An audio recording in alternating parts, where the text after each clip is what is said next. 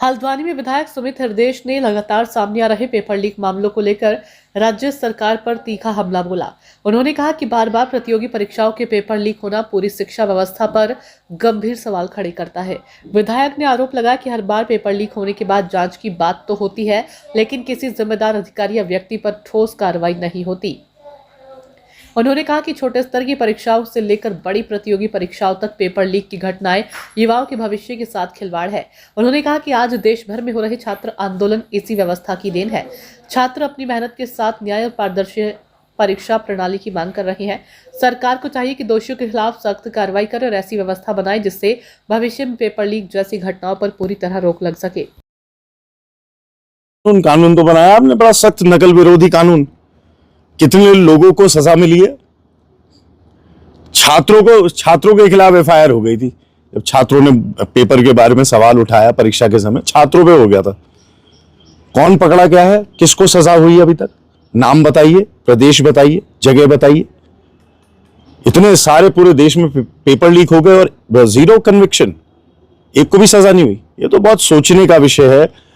आम इंसान कितनी मेहनत से बच्चों को अपने पढ़ाता लिखाता है, कितने बच्चे परिश्रम करते हैं 15-15, 16-16 घंटे पढ़ाई कर करके, चाहे नीट हो, चाहे आईआईटी जेईई हो, चाहे अन्य छोटे बड़े पेपर हो। सारी भर्तियों में, सारे पेपर व्यवस्था में, सीबीएसई के ओएसएम में आपने इतना बुरा हाल कर दिया है। हठधर्मिता सरकार की जग जाहिर हो चुकी है और इस पे आक्रोश आप देखेंगे जो बच्चे कर रहे हैं वो वाकई में सोचने का और देखने का विषय है। लीजिए, टेक्निकल यूनिवर्सिटी का पेपर लीक हो गया। इतना लीक है, इतना लीक है, इतना लीक है, बाप रे बाप।